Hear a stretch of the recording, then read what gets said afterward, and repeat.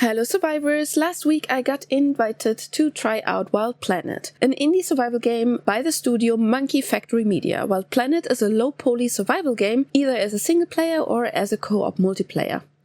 This little video and review is talking about the state of the demo on the 10th of October. I know there have been some patches to the demo now, so all the bugs we have encountered are probably already fixed by now. This is an early demo to an unreleased game, so bugs should be expected. With this warning ahead, I started the game and chose multiplayer as Pose and I wanted to play together to see how well the game does in multiplayer. First of all, unfortunately, there are only male player characters, so I decided to go into the game as a low-poly version of Keanu Reeves. To be fair though, not too terrible, because you don't see your character close enough anyway that it would make a difference. While Poser took a little bit longer making his character, I already ran around and farmed resources to make my first weapon, a stone sword. The camera angle is something I had to get used to, as you don't have a free view, but it's basically always pointing on the ground, and the only way to see a bit more is by zooming out. As soon as Poser had his own sword resources collected and crafted, we went to hunt some squids and gurus.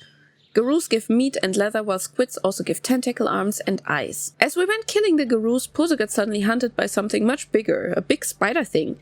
Unfortunately, it was way too strong for us to kill it, and he had to flee as the big spider ran past me to reset back to its spot. I continued to make more tools, and with a cut tree, we were able to make and maintain a campfire to cook all the raw meat we had collected through the day. Meat will give you a healing buff. Through the night, resource gathering was our top priority, as it gets really dark and other than the torch you don't have any light source, so exploring with only a small light shine around you wouldn't work. And I farmed more wood and stone. I crafted a foundation and a workbench and placed them. Later I also placed a storage box so we could finally empty our inventories. With empty pockets, it was so much easier to finally go further exploring and maybe finding new resources. This is the classic survival loop. On my way, I found something that looked like a portal or teleporter, but I couldn't interact with it. The weather events are a bit extreme and the fog made it almost impossible to see far. I did find a sulfur rock though, and I farmed it. When I came back to base, it was already dark and Poser had built a 2x2 mini base.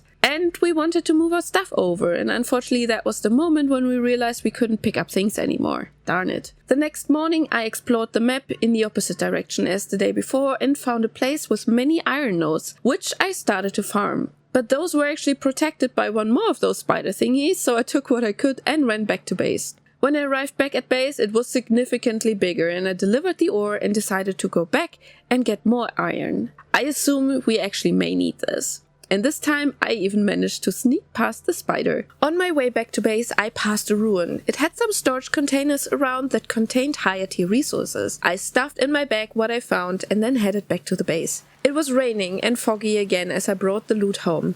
Since we couldn't craft more, we decided to check out one of those dungeons to see if we can maybe find some more resources. And that's when the accident happened. As we entered and were approached by the first enemies, we noticed they were way too strong for us, so we fled.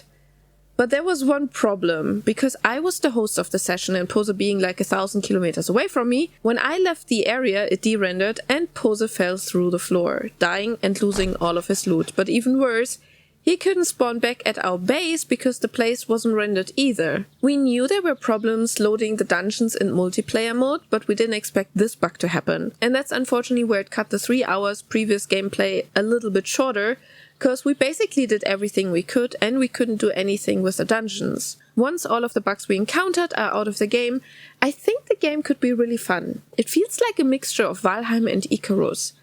I will keep an eye on the development of Wild Planet and will keep you updated once it comes out. The link to the free demo is in the description, so feel free to try it out yourself. Thank you for watching, stay alive and thrive!